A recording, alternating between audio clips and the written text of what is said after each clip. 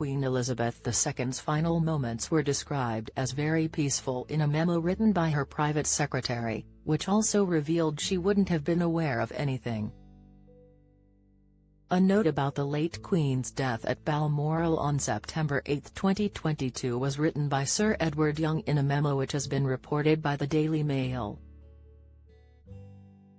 He noted, "Very peaceful. In her sleep. Slipped away. Old age. She wouldn't have been aware of anything. No pain."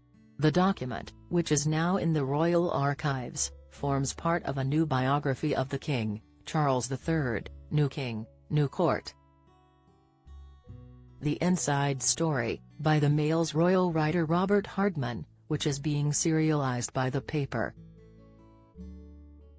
The book also reveals how, shortly after Sir Edward wrote his note, a footman brought a locked red box of paperwork found at the late Queen's deathbed which contained 2 sealed letters, one to her son and heir and the other to Sir Edward himself, the Mail reports.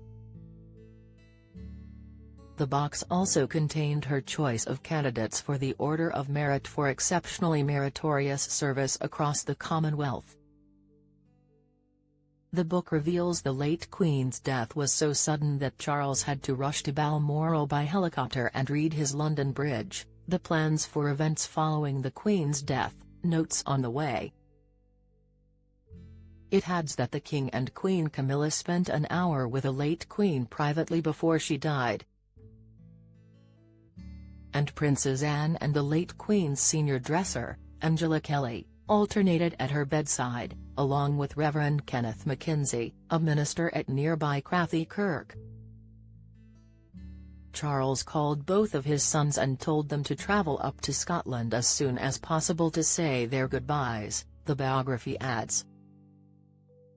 Charles, who had gone out to gather mushrooms and clear his head after seeing his mother, received the news that she had died as he was driving back to Balmoral when his most senior aide took a call, the Mail reports. Charles pulled over and was addressed for the first time as Your Majesty. Then, when Charles called William via the palace switchboard to break the news, he told the operator "It's me" as he realized he could not reveal that he was king yet. The king did try to contact his younger son to tell him personally, but Harry was already in the air and he could not get through, the book reveals.